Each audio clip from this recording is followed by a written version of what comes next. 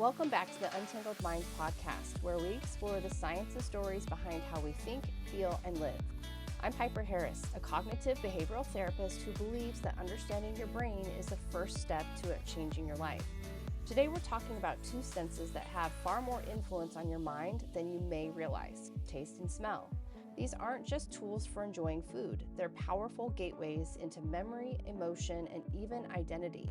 From childhood meals to unexpected scents that pull you back in time, taste and smell can shape our mood, connect us to our past, and sometimes surprise us with memories we didn't know we still carried.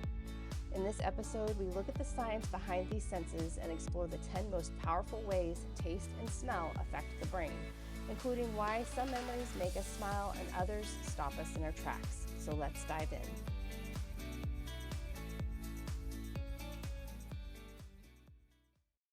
Hello. Hope everyone is doing well today. So today I really want to talk about taste and smell. It's been really top of mind for me recently.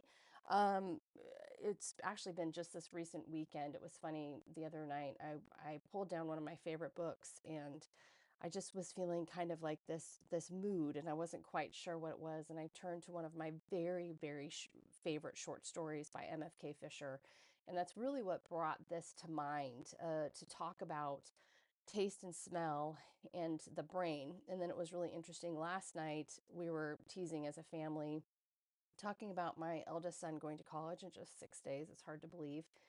And we're talking about different foods, and that I hoped that I taught him enough to head off to college and subsist on more than just top ramen.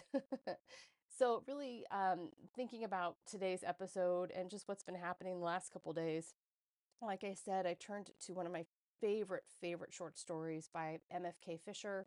If you don't know who she is, she's just a beautiful writer. I fell in love with her about 15 years ago when I was chefing. Yes, I was also a chef in a previous life. And just her writing, I feel like I'm eating the food with her. I feel like I can see the scene. I just love how she writes. And so I turned to my favorite story. It's called Borderland.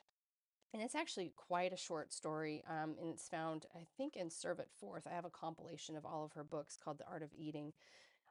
But this story, I go back to it so often because she's describing a scene where she and I believe it's her brother have rented a room during like World War II, and it's on the Rhine, near the Rhine.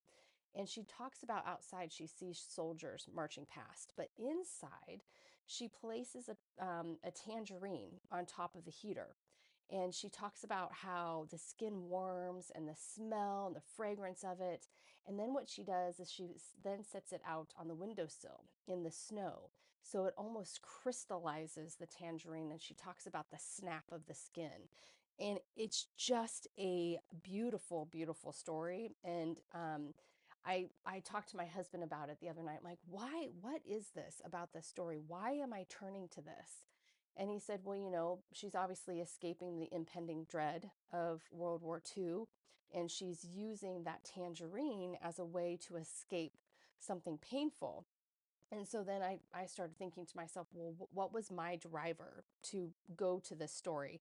And I do really think that it is my way of confronting that my little boy is leaving.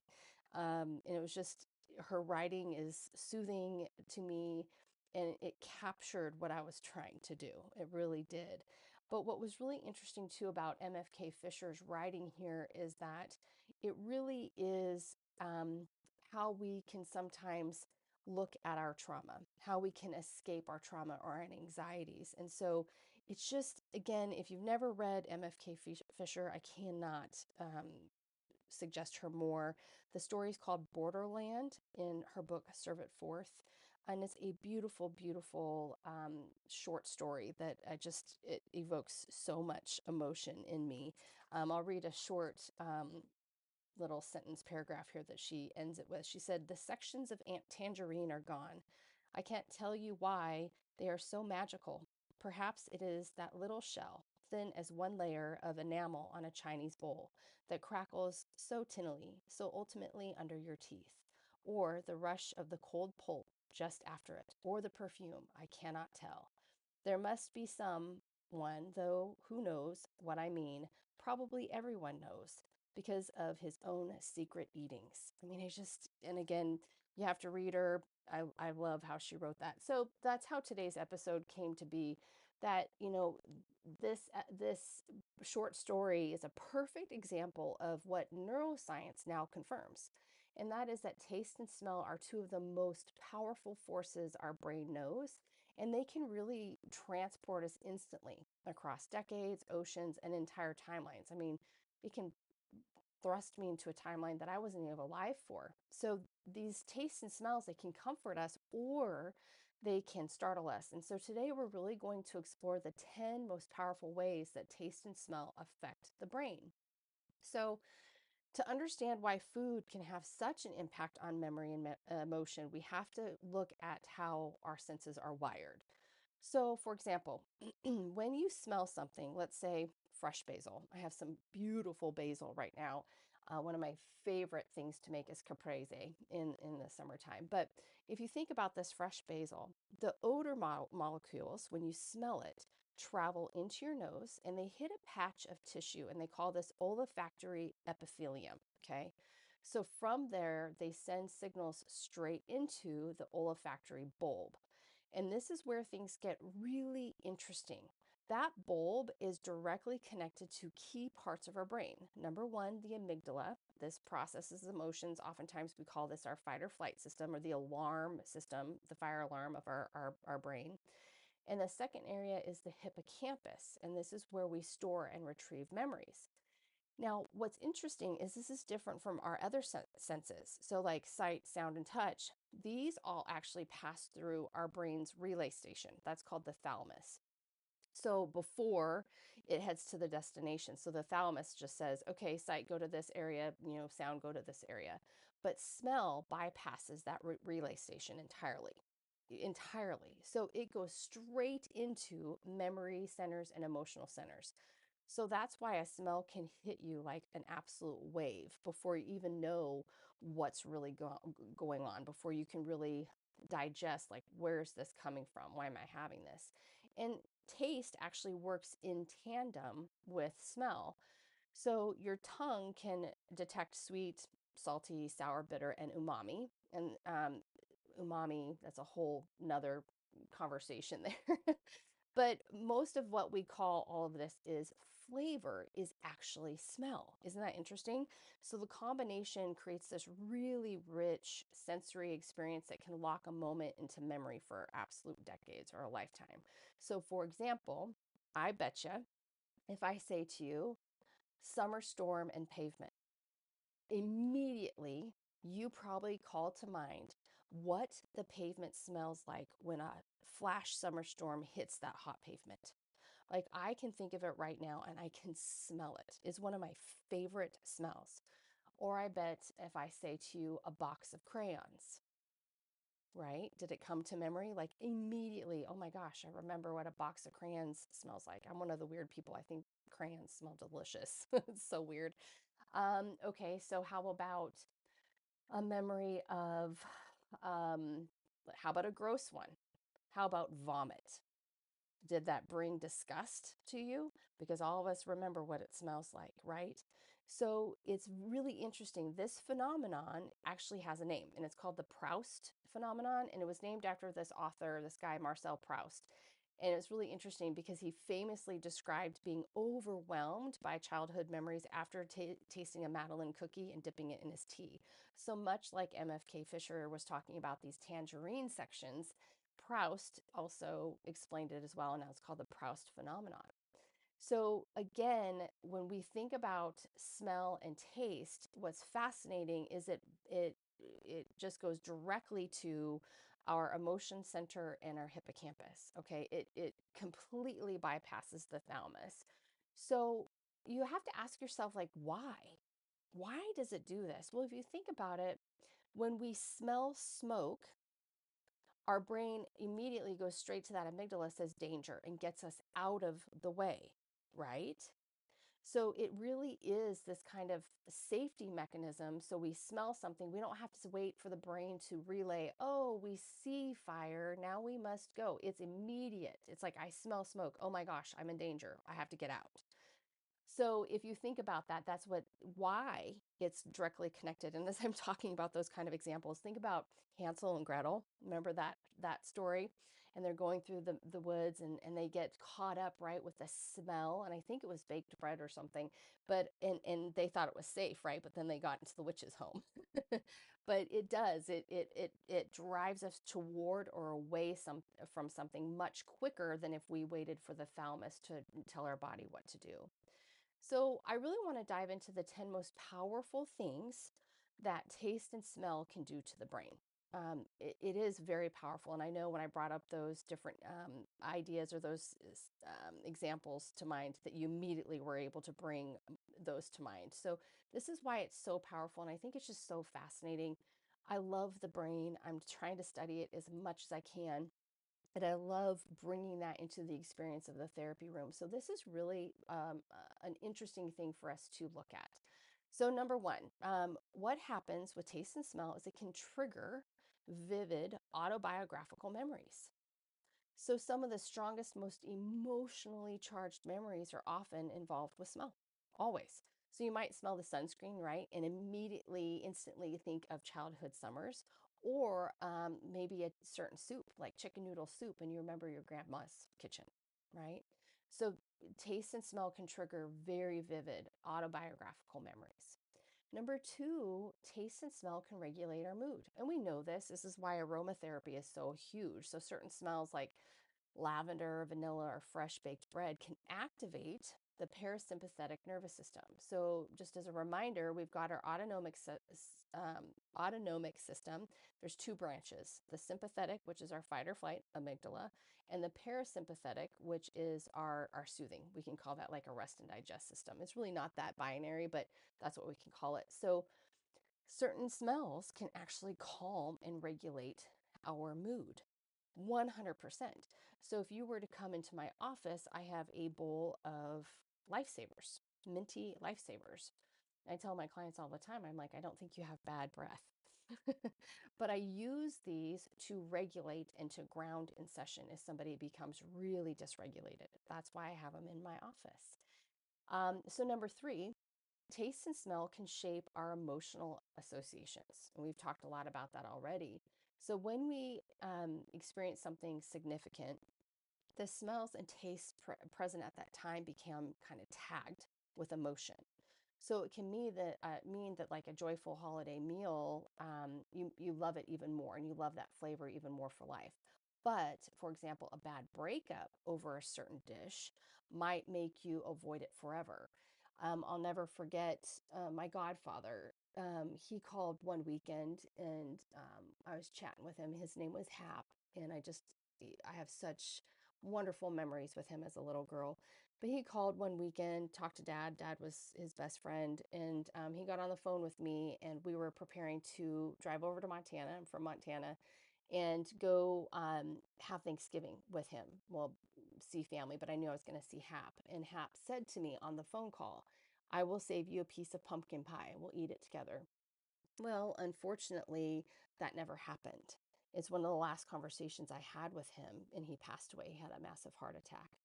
And for years, I'm talking like 15, 20 years, I could not eat pumpkin pie. Couldn't, because I had such an emotional association with pumpkin pie and losing my godfather. I mean, it took years and years and years for me to break that association of losing my godfather and pumpkin pie. So it really can shape those emotional associations very, very strongly. Number four, obviously, taste and smell influence our food preferences, obviously. And so we have that, earlier exposure plays a huge role in this. So when I was raising my sons, I actually made all of the baby food. And I introduced a lot of different flavors and spices, obviously, when they could manage them with their little tummies, because I didn't want them to have a blunted palate. I wanted my boys to be able to really experience the joy that I have experienced through taste.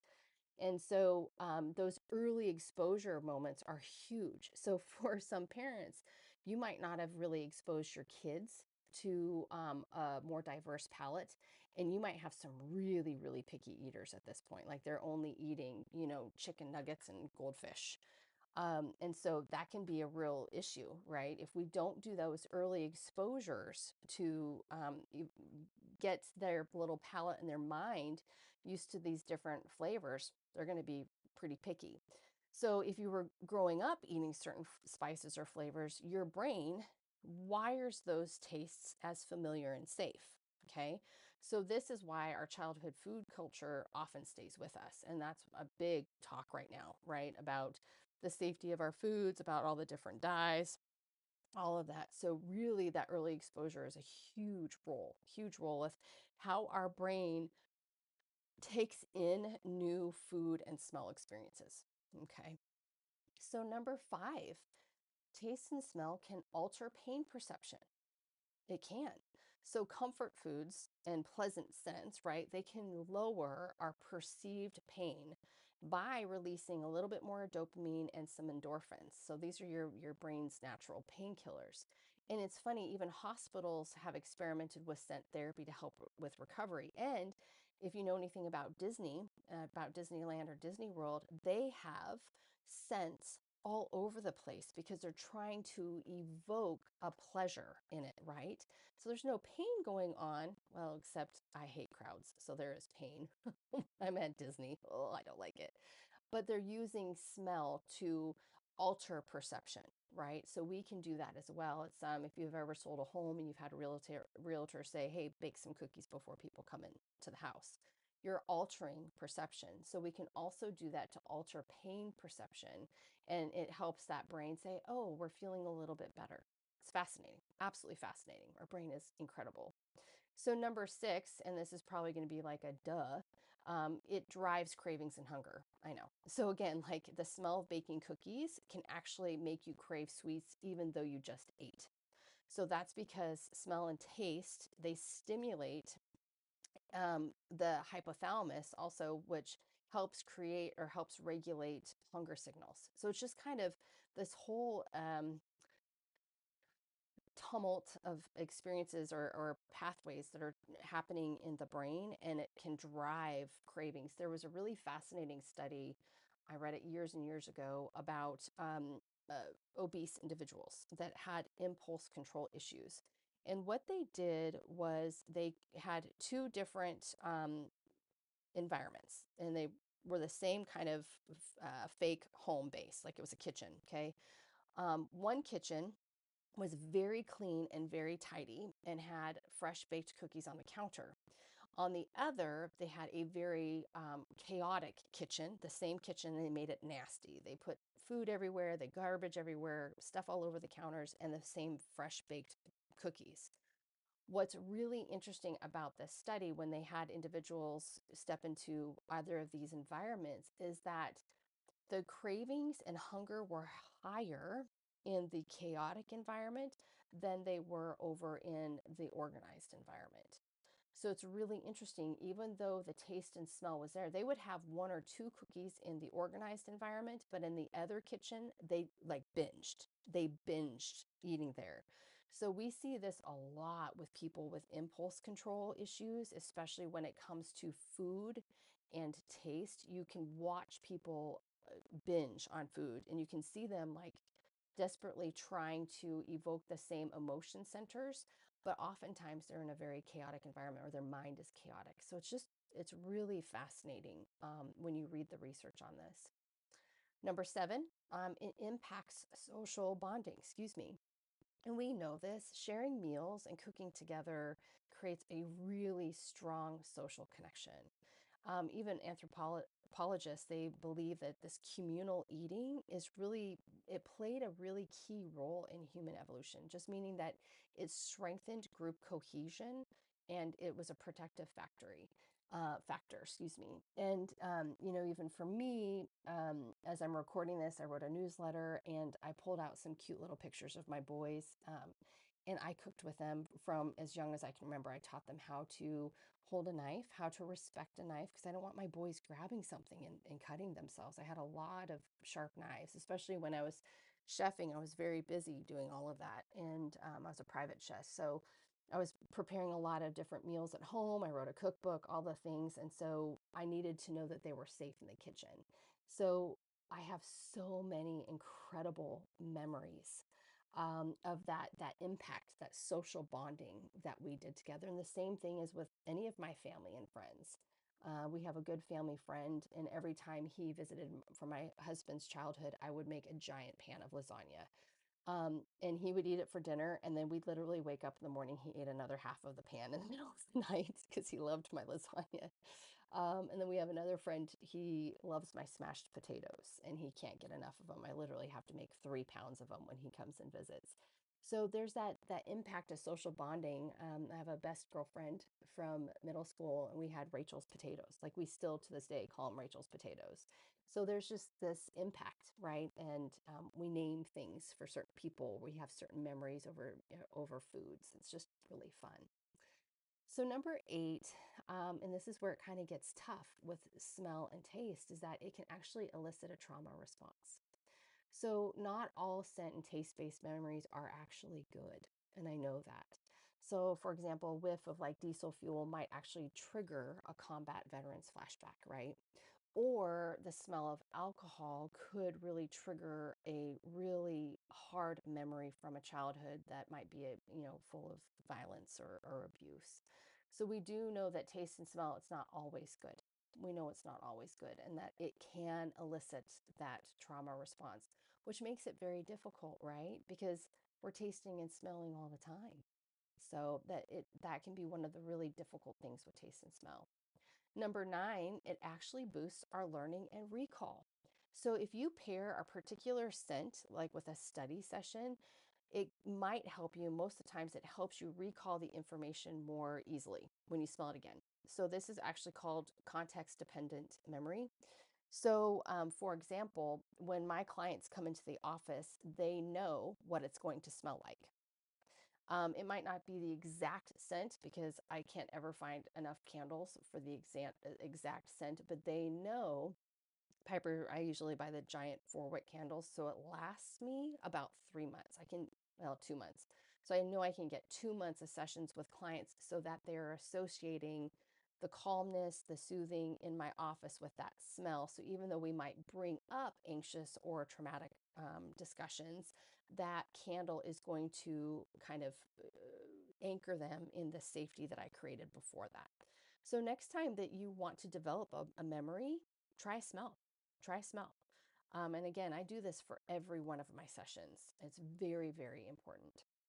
And number 10, what food does is and food and scent, actually, it's tied deeply to heritage. We know this, right? We know that spices, ingredients, and cooking methods that we grow up become a part of our identity. And that's really how many people stay connected to their roots. We've already discussed that.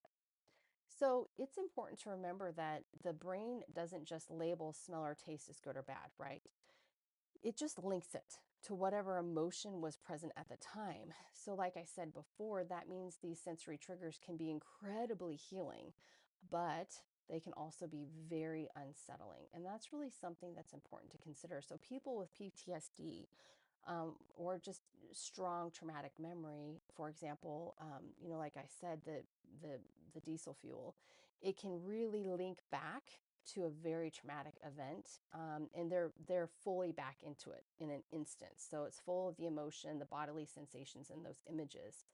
And so our job in the therapy room, when we have that association, that memory linked to taste or smell, is to desensitize that negative emotion and scent, because I don't want you walking around unable to do that. So, for example, I am actually working with a client right now in doing this. And so, for example, what I'll do in the therapy room, what I'm doing right now, I have a client that's coming in, and we are actually having the client smell and drink coffee before session, because the coffee is linked to a traumatic memory. And so I'm trying to actually invoke the same anxiety and panic and desensitize to that in a safe environment. And that's really what exposure therapy is. So if you're listening, you're like, Piper, there's certain smells and stuff that like I cannot do and I avoid them. What I would say to you is that stop avoiding them. It actually increases the brain's belief that this smell or taste is like the worst thing on planet Earth. Now listen, like my kid, a couple summers ago, we love raw oysters, and he got a really bad raw oyster and threw up for hours. And we just went back to the beach a couple weekends ago, and he's like, I want to try oysters, and he couldn't do it. He's like, oh my gosh, mom, and he spit it out. And I said, okay, you tried one, but you need to keep exposing yourself to oysters because you'll forever be associating getting sick on one oyster for the rest of your life. So exposure really is the way when it comes to taste and smell. And you're like, I don't want to do that. Well, it's highly effective. The more you avoid something, the worse the effects get. So again, I think the brain is so fascinating with taste and smell. I think it's just, I think it's incredible the way that it affects us. We know this, right? So we know that food and smell, it's or food, it's more than fuel. And taste and smell are more than just senses. It's this shortcut that our brain takes to stories that we've lived. Sometimes it's comforting and sometimes it's difficult, but it's always powerful. I love the thought of it. So when M.F.K. Fisher warmed that tangerine on the heater, she wasn't just creating a snack. She was anchoring herself in a moment of safety and beauty in the middle of chaos. And that's the thing about taste and smell. It is not passive. They're these active forces, right? In how we remember, how we feel, and how we connect to who we've been. So the next time a scent or flavor sweeps you away, pay attention. Your brain is telling you a story, and if it's one worth listening to, and if it's something that's very painful, try to step into it because, again, the more we're exposed to the inaccurate formation of a memory around a smell, the more we can go back to enjoying it. So I hope you've enjoyed this today. I just love learning the brain and these 10 powerful ways that taste and smell can affect our brain and the Proust phenomenon. I think it's incredible. If you want to learn more about this, head on over to my blog. I wrote a blog about taste and smell, and you can learn a little bit more if about me and my personal sense of style if you want the newsletter that I wrote with this as well. So thanks so much for joining me. Thanks so much for joining me for today's episode of the Untangled Mind podcast. I hope this conversation on taste and smell and memory has given you a deeper appreciation for the way your brain stores and retrieves life's most powerful moments. If you found this episode meaningful, I'd love for you to share it with your family or friends or anyone who might appreciate the science and stories about how we experience the world. You can find more insights, resources, workbooks, and future episodes on untangledmind.net. And if you haven't already, be sure to subscribe so you never miss an episode. So until next time, let's keep on untangling our minds and untangling our lives.